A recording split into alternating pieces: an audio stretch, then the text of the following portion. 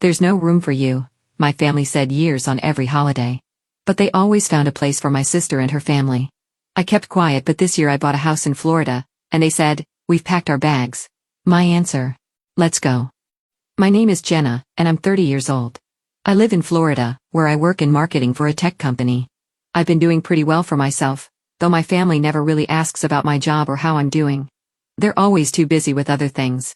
Every December, I make the long drive from Florida to my parents' house for Christmas.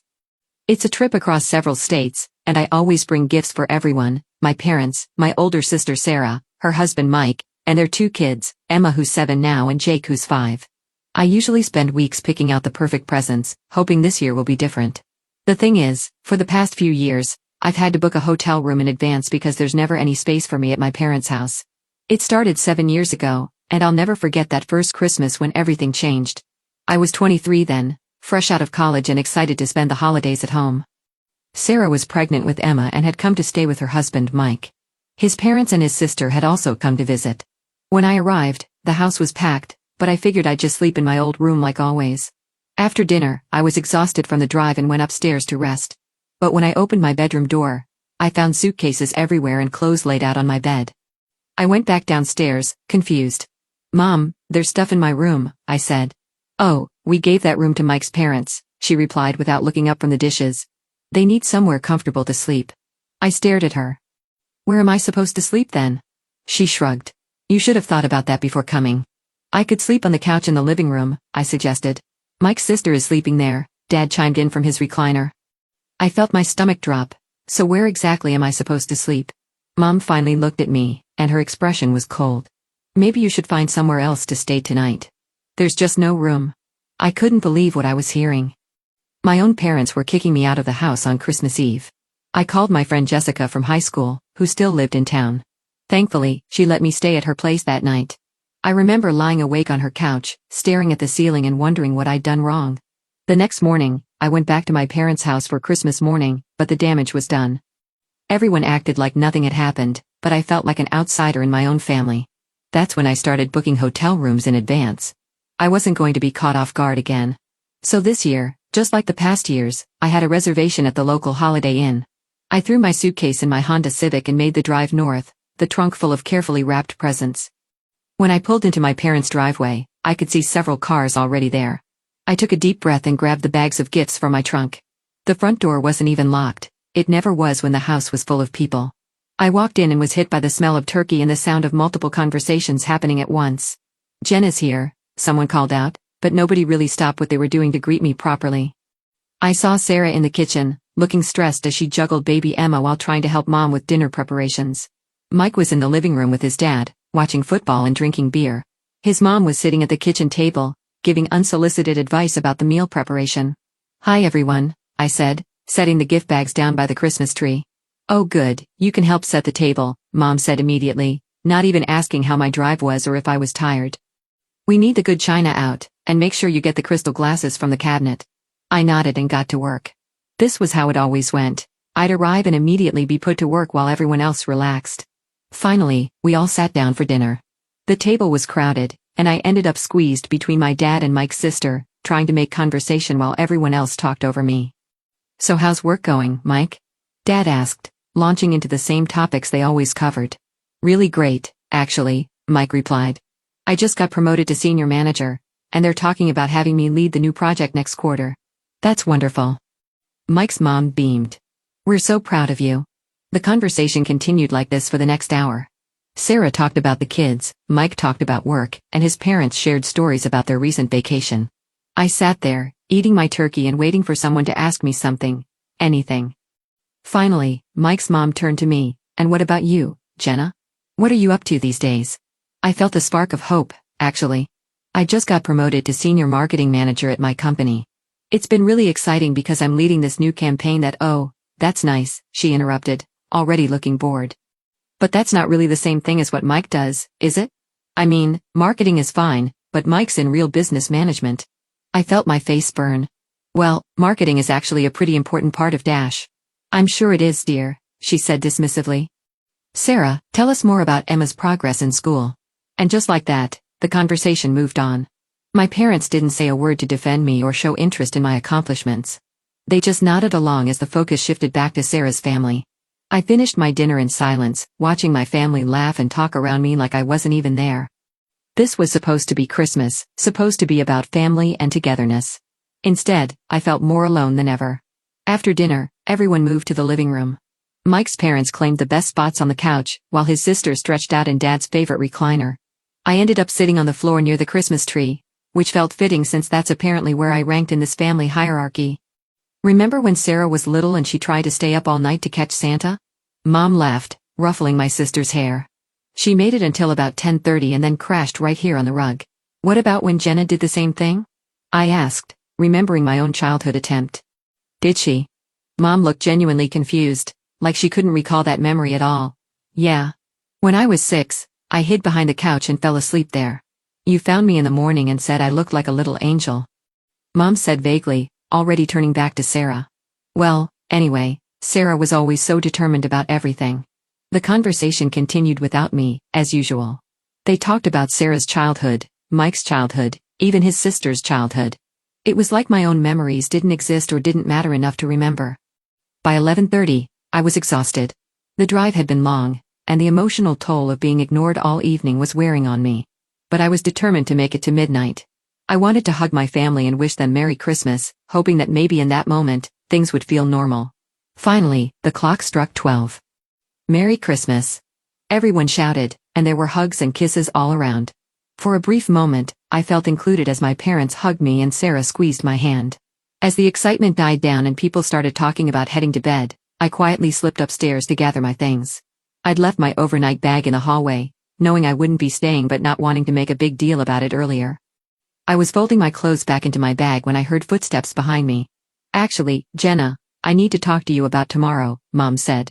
I looked up from my bag. What about tomorrow? Well, it might be better if you didn't come by tomorrow. You know, for gift exchange and everything. I felt like I'd been slapped. What? Why? Your Aunt Linda is coming to visit. She's driving up from Jacksonville with her family, and you know how things are between you two. My stomach dropped. Aunt Linda, the woman who had made my childhood miserable with her constant criticism and comparisons to Sarah. Even thinking about her made my hands shake with anger. I remembered that day so clearly. I was 15 and had been having a particularly rough time at school. Some kids were bullying me, and I was struggling with my self-esteem. Aunt Linda had come for Easter, and within an hour of arriving, she'd started in on me.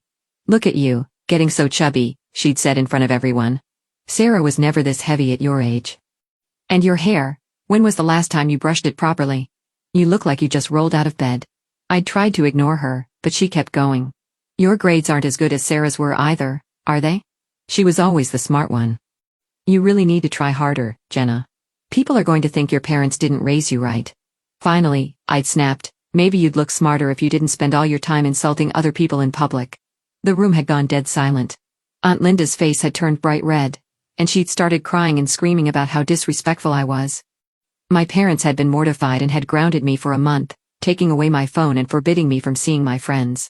From that day on, Aunt Linda had refused to come to any family gathering if I was going to be there. And apparently, my parents had decided she was more important than their own daughter.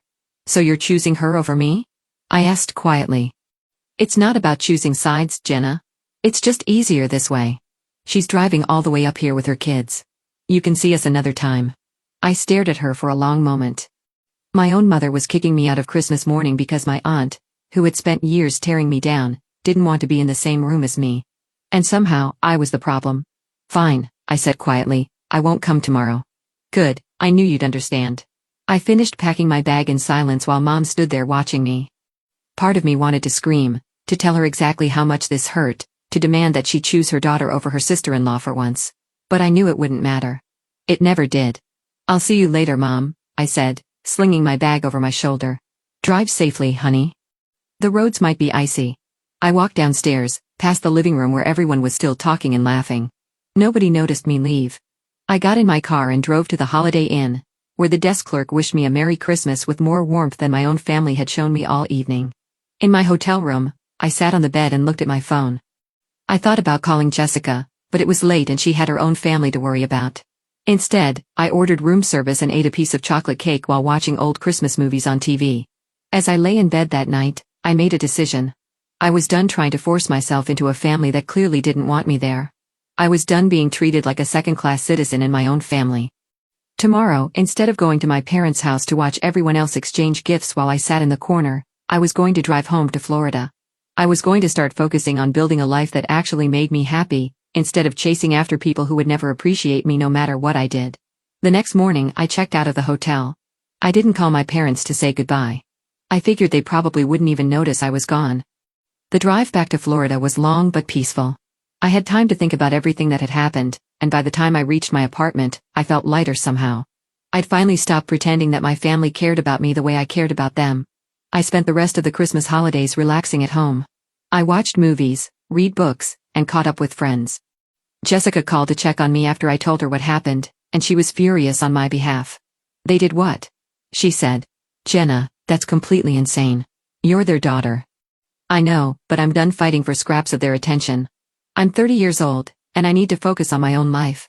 And that's exactly what I did. I threw myself into work with renewed energy. The promotion I'd gotten came with more responsibilities and better pay, which my family would have known if they'd bothered to ask.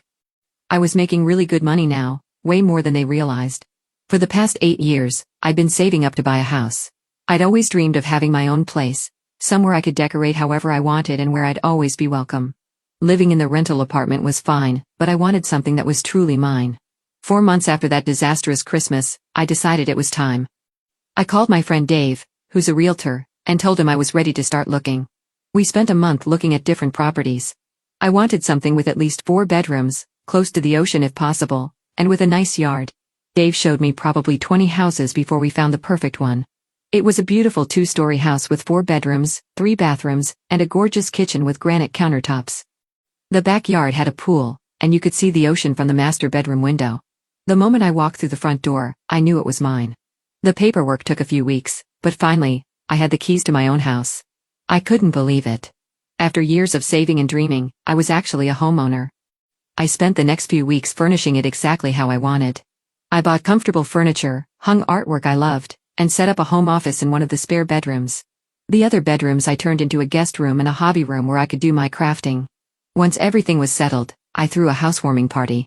I invited all my close friends, my coworkers, and even some neighbors I'd met. We had a great time grilling by the pool and showing everyone around the house. People kept telling me how proud they were of me for achieving this goal. Notably, I didn't invite my family. I didn't even tell them I'd bought a house. Why would I? They'd never shown interest in my life before, and I doubted they'd start now. Months passed, and I settled into my new routine. I loved coming home to my own place every day. I loved having friends over whenever I wanted. I loved that every decision about the house was mine to make. As the next Christmas approached, I realized I hadn't talked to my family since that awful night almost a year ago. I'd sent birthday texts to my parents and Sarah, just basic happy birthday messages, but that was it. Nobody had called me. Nobody had asked how I was doing. It was like I didn't exist to them. Then, 4 weeks before Christmas, my phone rang. It was Mom. "Hi Jenna," she said, sounding oddly nervous. "Hi Mom, what's up?" "Well, Christmas is coming up, and I wanted to let you know that you shouldn't plan on coming this year." I almost laughed. Did she really think I was planning to put myself through that again? "Why not?" I asked, curious to hear her excuse. "Aunt Linda is coming again, and you know how she feels about seeing you. It's just easier for everyone if you stay home this year." "Don't worry about it, Mom. I wasn't planning on coming anyway. I'm celebrating Christmas at my own house this year." Another pause, longer this time. "Your own house, what do you mean?" I grinned, even though she couldn't see me. "I bought a house a few months ago. It's got 4 bedrooms and it's right near the ocean. I'm having friends over for Christmas." The silence stretched on for so long I thought the call had dropped. "You bought a house?" Her voice sounded strange. "How did you afford a house?" "I saved up for it. I've been planning this for years." "Well, that's wonderful, honey. You should have told us. We would have loved to come to a housewarming party." Now it was my turn to pause. I already had the housewarming party. It was great. "Without us?" "Mom, when have you ever shown interest in anything I do? You didn't even want to hear about my promotion last Christmas." "That's not fair, Jenna. We care about you. Maybe we could come see the house sometime. Maybe we could all spend New Year's there, or I have to go, Mom. Like you said, it's better if we don't see each other this Christmas." I hung up before she could respond. My hands were shaking a little, but I felt good. For once, I'd had something they wanted instead of the other way around. Within a few hours, my phone started buzzing with texts from Sarah. Mom told me you bought a house, why didn't you tell us? Send me pictures, I can't believe you kept this secret. Are you seriously not going to invite your own family to see your new place? I finally responded, if you guys had ever bothered to ask about my life, you would have known I was doing well enough to buy a house. I make good money and I've been saving for years. Sarah didn't respond to that. Then, just a few days later, Mom called again. This was 2 weeks before Christmas. Jenna, I need your address, she said without any greeting. We've all talked it over and we've decided to spend Christmas at your house this year. Isn't that wonderful? We've already packed our bags and we're ready to fly down. I was so shocked I couldn't speak for a moment. We're all coming, she continued excitedly. Me and your father, Sarah and Mike and the kids, Mike's parents and his sister, and Aunt Linda is so excited to spend Christmas in Florida near the beach. I started laughing. I couldn't help it. You're serious? You chose everyone else over me. And now you think you can just show up at my house because it's convenient for you? We're family, Jenna. Of course, we can stay with you. Sorry, but I don't have any rooms available for you. The line went quiet. I'd used the exact same words they'd used on me for all those years. Jenna, that's not funny. I'm not trying to be funny. I'm serious. I don't have space for you, and I don't want you here. But we've already packed. We bought plane tickets. Then you should have asked me first instead of just assuming. I hung up the phone, and this time, I was smiling. After I hung up on Mom, my phone immediately started ringing again. I could see it was Sarah calling, but I didn't pick up. Then it rang again, and again. They called me probably 15 times that evening, but I ignored every single call. Finally, Sarah gave up calling and started texting instead. Jenna, what the hell is wrong with you? Mom told me what you said. You're being ridiculous. We're your family. You can't just cut us out like this. It's Christmas. Why are you being so selfish? We just want to spend the holidays together. I finally responded, you mean you want to spend the holidays at my house, using my space, after you kicked me out of yours for years? That's not the same thing. After that, Sarah stopped texting. But my parents kept calling. Every few hours, one of them would try to reach me. I stopped answering my phone altogether unless I recognized the number as a friend or coworker. The 2 weeks leading up to Christmas were actually peaceful once I put my phone on silent. I decorated my house exactly how I wanted, bought ingredients for a feast with my friends, and made plans for our celebration. No stress about family drama, no walking on eggshells, no being ignored or dismissed. Christmas Day was absolutely perfect. My friends came over around noon, and we spent the whole day cooking together, playing games by the pool, and just enjoying each other's company. Everyone kept telling me how beautiful my house was and how proud they were of what I'd accomplished. The day after Christmas, I was curious enough to check social media. I scrolled through Facebook and found a post from Sarah. It was a photo of the whole family gathered around my parents' Christmas tree, but something was off about it. Everyone looked miserable. Dad was slumped in his chair looking exhausted. Mom had this forced smile that didn't reach her eyes. Mike's parents looked uncomfortable, and even the kids seemed subdued. Sarah herself looked angry in the photo, like someone had made her pose for it. The caption under the photo made me laugh out loud, Christmas 2024 with the family. We had hoped to celebrate somewhere warmer this year, but some people's selfishness ruined our plans. Sometimes family disappoints you. Within an hour, there were comments from various relatives asking what happened. What do you mean, who disappointed you? Is everything okay? What plans got ruined? But Sarah didn't respond to any of them. She just left that passive-aggressive post hanging there for everyone to see. A few days later, I got a call from a number I didn't recognize. Normally, I wouldn't answer, but something made me pick up. Jenna, this is your Aunt Linda. My blood immediately started boiling. How did you get my number? Your mother gave it to me. I think we need to talk. No. We really don't. Listen here, young lady. I don't know what's gotten into you, but the way you treated your family over Christmas was absolutely disgraceful. I felt that familiar anger rising, but this time I wasn't 15 years old and afraid to speak up. The way I treated them? Are you serious right now? Your poor parents saved up money for plane tickets to come visit you, and you slammed the door in their faces. Do you have any idea how selfish that was? Let me stop you right there, I said, my voice getting stronger. First of all, they didn't ask if they could visit. They demanded my address and told me they were coming whether I wanted them or not. Well, of course they did. Your family. Really? Because for the past 7 years, they've made it very clear that I'm not welcome in their house during the holidays. But suddenly when I have something they want, a nice house in Florida near the beach, now I'm family again? Aunt Linda was quiet for a moment, but then she started up again. You're being vindictive and nasty. This isn't how we raised you. We didn't raise me, Linda. You spent my entire childhood telling me I was stupid and fat and worthless. You compared me to Sarah every chance you got. And when I finally stood up for myself, my parents punished me. That's not how I remember it. Of course, it isn't. But here's what I remember. You wanted to come to my house for Christmas so you could vacation in Florida for free and swim in the ocean. Well, guess what? You can pay for your own hotel room next time. How dare you speak to me like that? How dare I? Linda, you called me. You got my number from my parents so you could call and yell at me.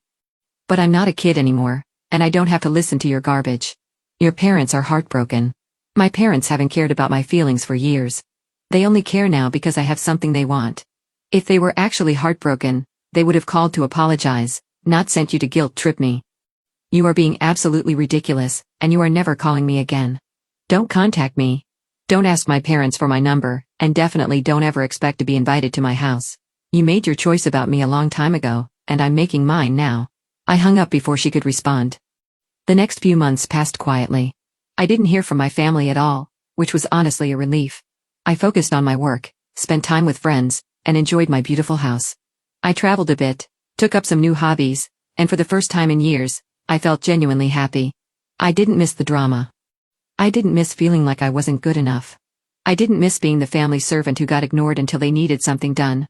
Sometimes I wondered if they missed me at all, or if they only missed having someone to push around. Based on how quickly they'd moved on to radio silence, I had my answer. I'd spent 30 years trying to earn love and respect from people who were never going to give it to me.